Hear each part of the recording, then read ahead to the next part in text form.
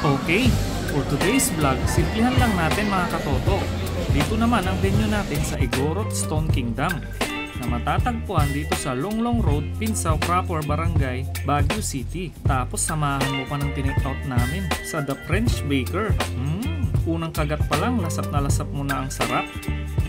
Lalo na kapag may kapartner ka pang kakain. Yum yum yum yum yum yum! Tapos may malamig na simoy ng hangin at magandang view pa. Qualitax awa. Let's go!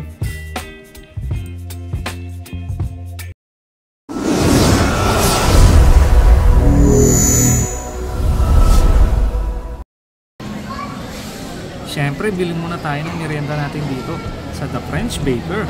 Grabe, ang sarap ng tinapay nila dito.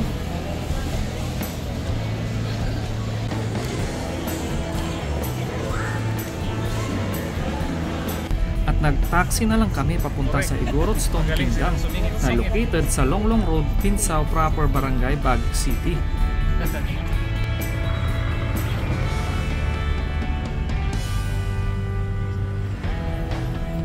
Unang nag-welcome sa amin si Mingming. Siyempre, pussycat lover tayo eh.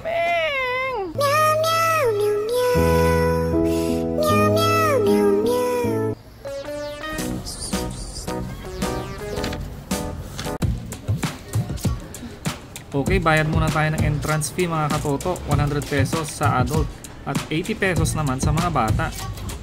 Okay?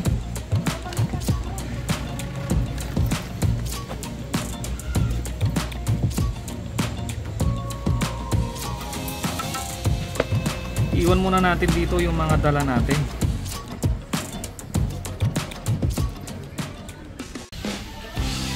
Okay, andito na tayo sa entrance. Pwede kayo magpa-picture dyan sa mga naglalakihang aso. Kaso may bayad nga lang.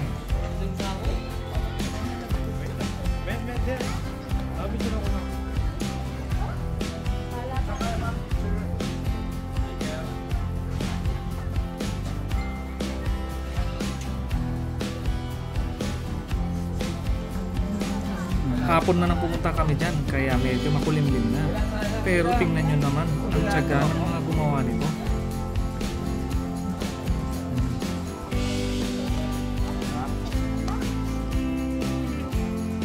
At syempre, ikot, ikot, ikot, ikot, ikot.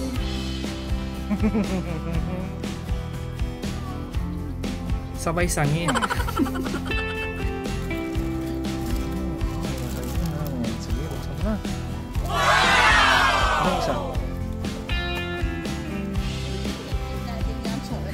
Yan yung dalawang binili namin.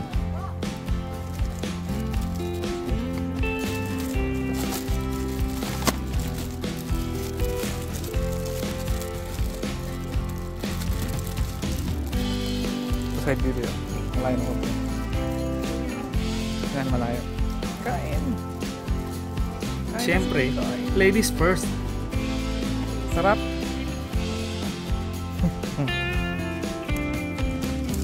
Saka ako, Qualitax. Ay! Okay, enjoy the view mga katoto.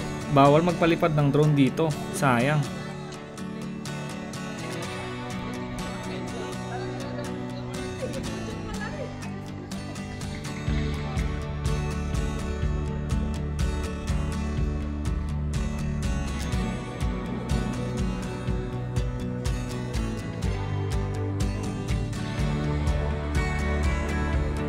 At konting history muna tayo mga katoto dito sa Igorot Stone Kingdom. On March 1st, 2020, just before the pandemic lockdowns, a real-life white carabao appeared on this site before Pio G. Velasco, a sign for him to start building the Igorot Stone Kingdom that he always saw in his dreams.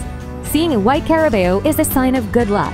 On March 15, 2020, the construction started, and the Igorot Stone Kingdom that was lost 1,000 years ago is now revived in modern times. The kings are here. The Igorot king unloads his nutritious gift, and the pigs below are blessed. The pig's diet is supplemented with camote leaves and other greens, which makes the pig's pork sweet and delicious.